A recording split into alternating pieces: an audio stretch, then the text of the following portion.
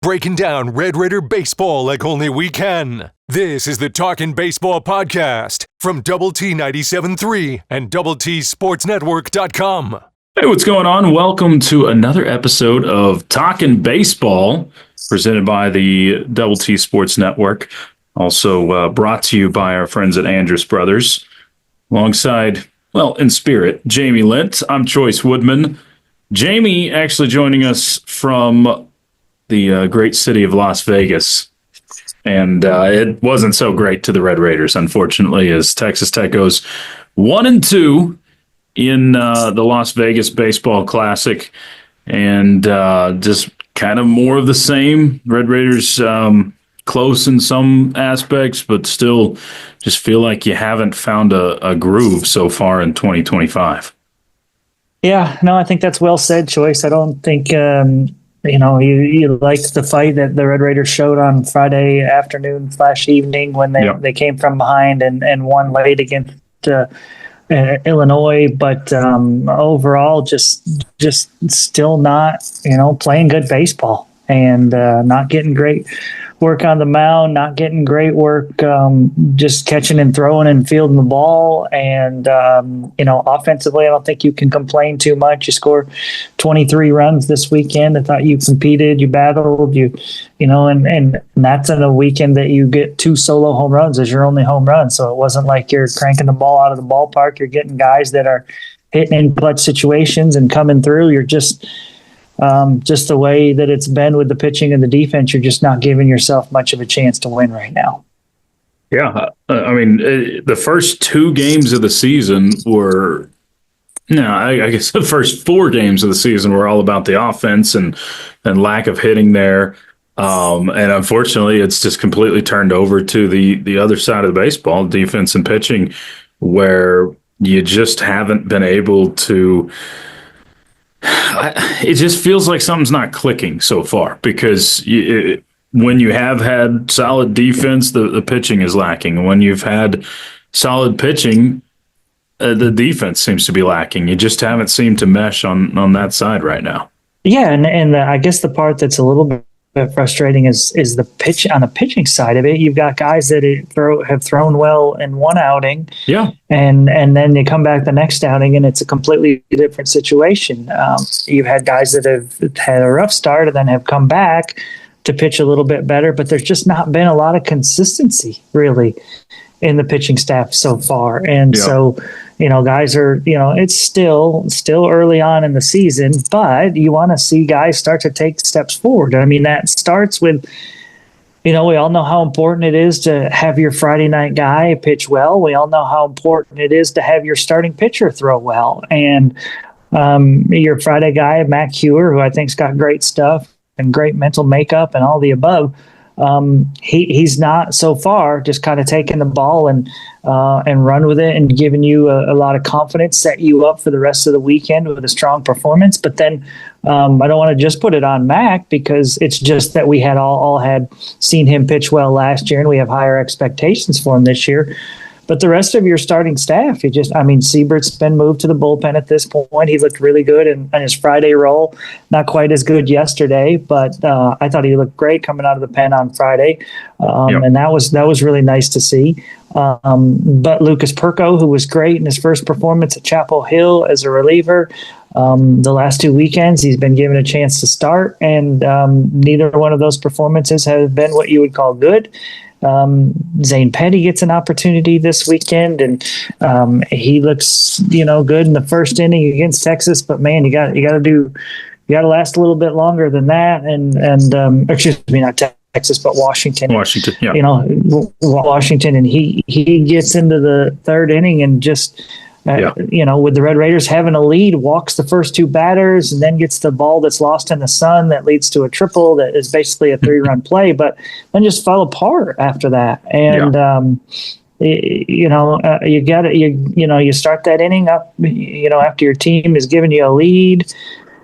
You don't want to come out and throw and give up 2 free passes to begin things. And that just kind of opened the door for Washington to really fight back and be good. And their offense showed that they are pretty good. And so You just got to get a starting pitcher or two or three to give you a chance.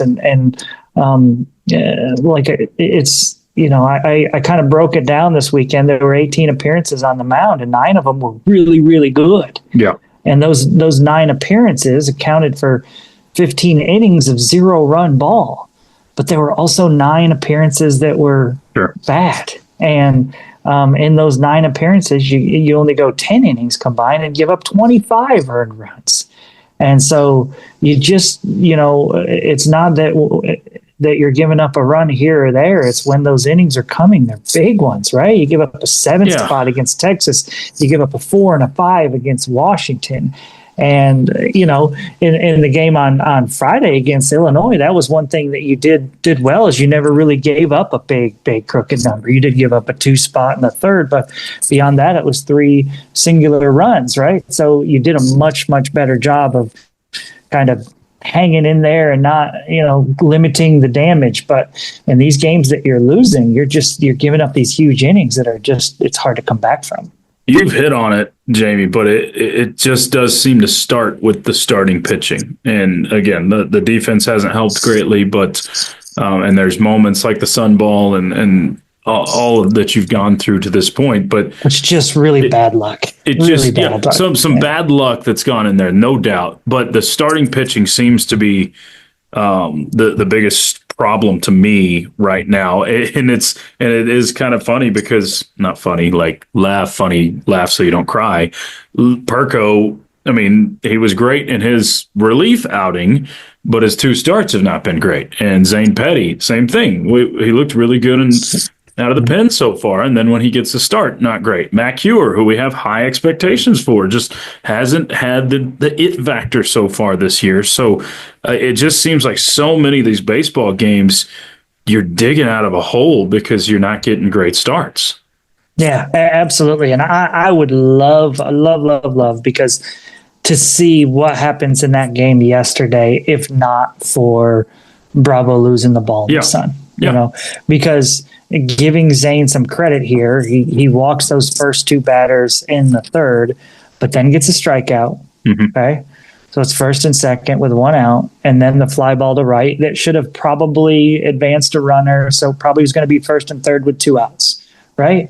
Completely different mental mindset. Sure it is. What if, even if he gives up a hit, it's just a 1-run inning, gets the next guy, we're out of there. What if he gives up none and he hangs a 0 despite, and who knows, who knows what's happens there. But, Coach Tadlock preaches pitch to pitch, win the next pitch. Don't worry about what's happened. But after that, he was unable to kind of, you saw Coach Tadlock make the move there at that point after that, and just couldn't put out he couldn't put out the fire there because Trendon Parrish had a really rough day. And I can't tell you about how surprised I am to see him struggling as well as he threw at the end of last year, as good as he has looked in the spring. He's had 3 rough performances to start the year, and some of it's been a little bit on the defense, but I'm just really, that's one of the biggest surprises to me so far is how he struggled. Yeah, I agree. Yeah, I expected big things out of Parrish, and you just haven't got them yet. No, it's still very early season. Absolutely. That being said, we say it's early season. This 10 Big 12 series season makes it feel not as early because we're sitting here not knowing what your starting rotation looks like, not knowing who your go-to guys, or at least all of your go-to guys, are out of the pen. And we're 2 weeks out from Big 12 play starting. So it feels you have 5 games left before Big 12 play starts. Feels like you need to hurry up and figure some things out. In other years you've talked about, we don't even know who the Sunday starter is. We don't know who the Friday, Saturday, or Sunday is right now. Now, Coach Tadlock and Coach Gardner, they obviously still have a lot of confidence in their guys, and there's reasons for that because of previous history, right? Because they've done it before in the past, and so they're not going to panic after a couple bad outings. But when it's 2 and it's 3, and you need somebody to step up. You need a few guys in that starting rotation to step up. I still firmly believe this is one of the better pitching staffs that you've had in a time. it's just not. It's been a calamity of a collection. I guess say guys that pick a different day, and it's one guy that has a bad day, and has a really bad day, and it's costing you. And Coach Tadlock is trying to. He's had a quicker hook, I think you could say, because he's like, hey, we got quality guys in the bullpen. And so that's probably affected the starting pitching a little bit too. Those guys haven't been able to really work through it, but those guys have come in, and some of them have been good, and then some of them have not been good. And then you flip it to the next day, and it might flip-flop, And so just looking for consistency with the pitching rotation or pitching staff as a whole right now.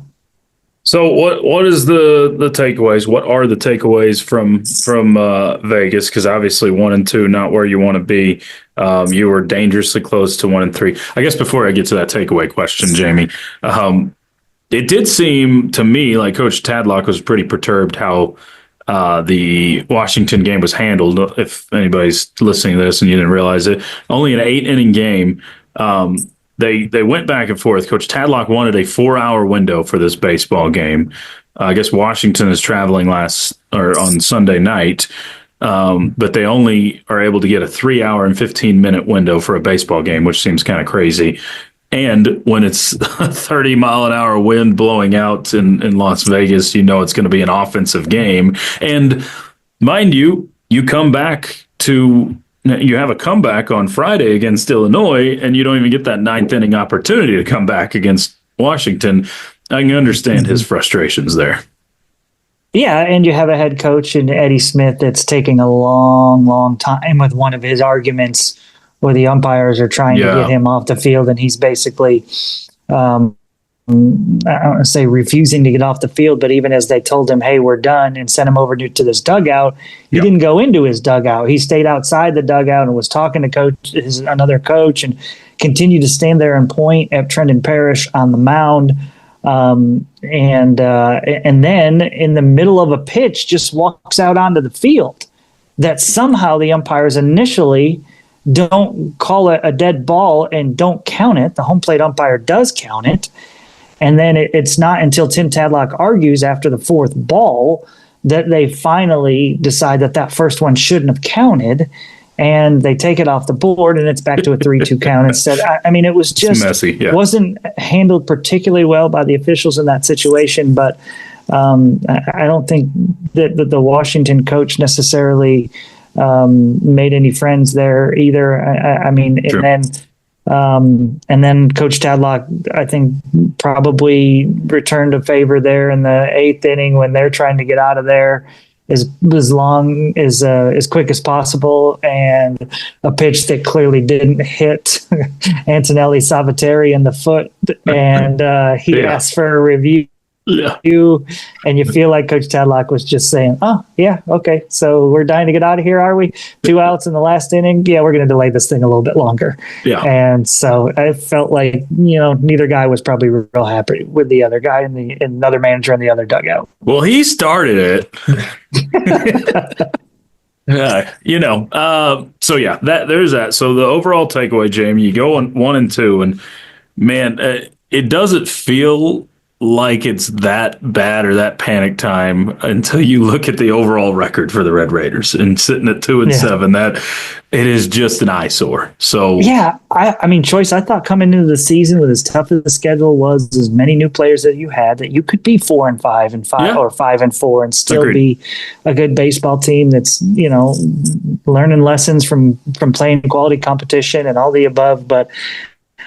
It's just the way you're losing these games more than the record, Choice. It's the way you're losing.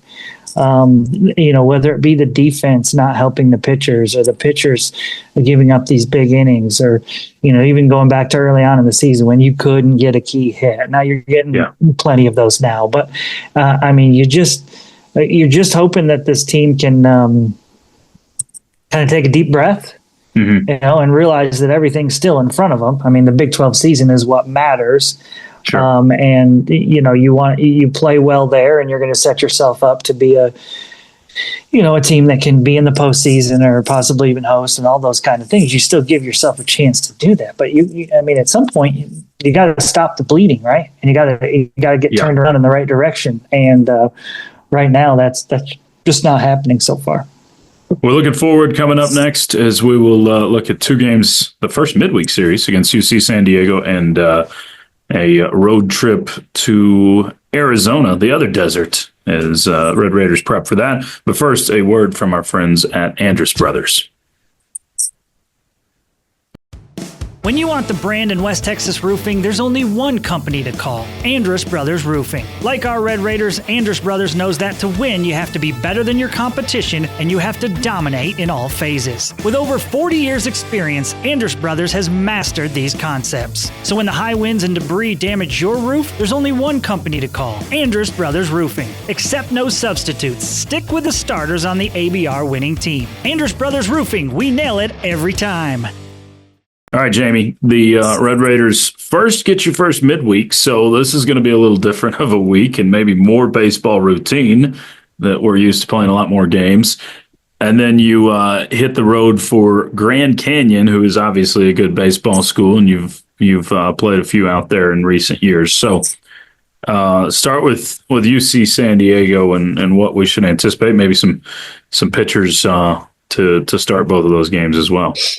All right, so UC San Diego, a team that coming into the week is 7-4.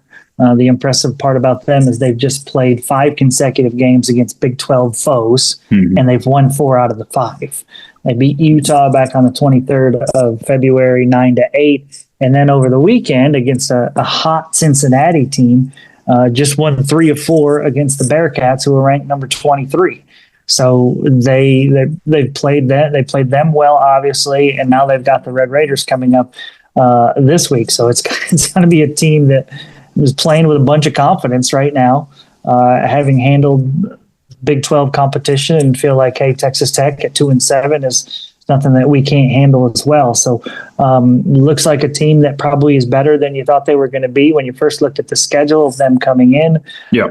At the same time, a lot of that has to do with the fact that, right now with your team at 2-7, everybody looks good. Everybody looks like that's a good point. Everybody looks like a challenge. So yeah, and you're right though. The routine thing of it, probably playing these midweek games is probably exactly what this team needs. Maybe they can, get a win or two here and get some confidence going in the right direction and feeling better about themselves at this point. So clearly that's a a good challenge for you. Grand Canyon has that same 7-4 record. They've got one ranked win this season against Nebraska earlier this year, but level of competition probably not quite as high as what you've seen. But man, you went there a few years ago and lost 2 straight. They came to Lubbock, way back in, I believe it was in 2015, and took a couple from the Red Raiders. So they've been a team that's given Tech fits. And it's another tough week for the Red Raiders, on the road for those 3 at Grand Canyon.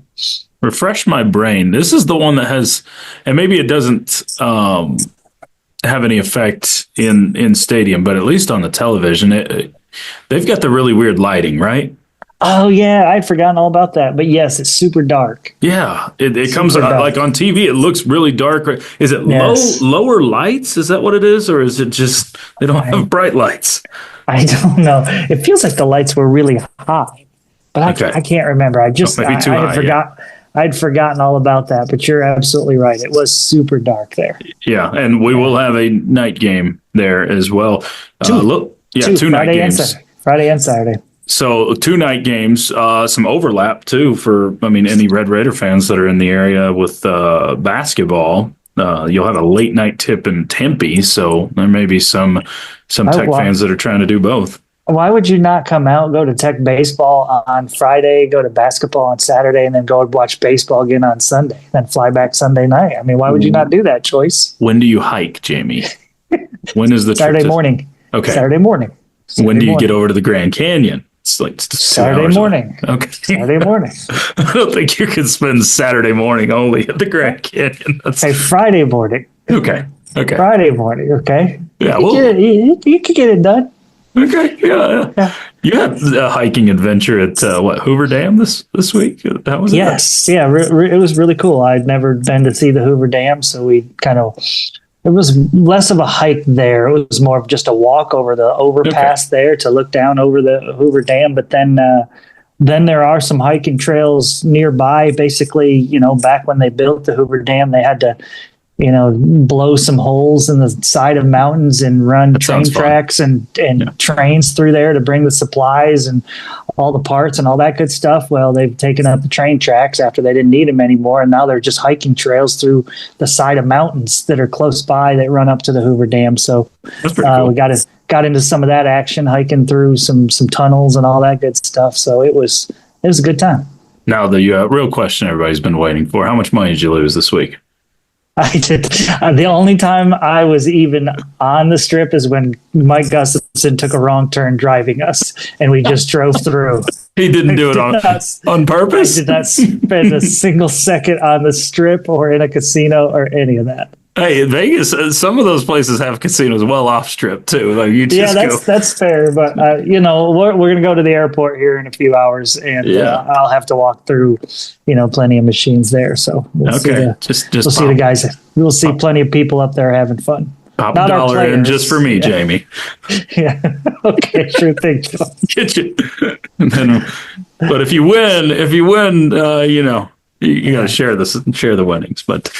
Sure. Hopefully we have some, things to smile and laugh about after this week. 5 games, and like you mentioned, and 5 games, that's more of a baseball week. You're more used to that. Hopefully that kind of does get you into the rhythm, gets you out of a funk, and maybe we'll get to see the Red Raiders win a few more games this week. Yeah, I think playing games right now is the absolute best thing that this team can do. And hopefully that the 5-game week is something that can kind of get you kick-started in the right direction. I still believe this baseball team is way better than they're playing right now. Yeah. I don't, anybody who wants to panic, I'm not going to tell you you're not crazy for thinking that you should be panicking. 2-7 is ugly. There's no way getting around it. And I feel like this team is underachieved so far this year. They're beating themselves way too much, all the above in every area, whether it's been offense, whether it's been defense, whether it's been pitching. It's not just one thing, but they got to find a way to turn it around. And I think playing games is the best way to do it. So a successful week would be just trying to be above 500 this week. Is that what you would call it? Or yeah,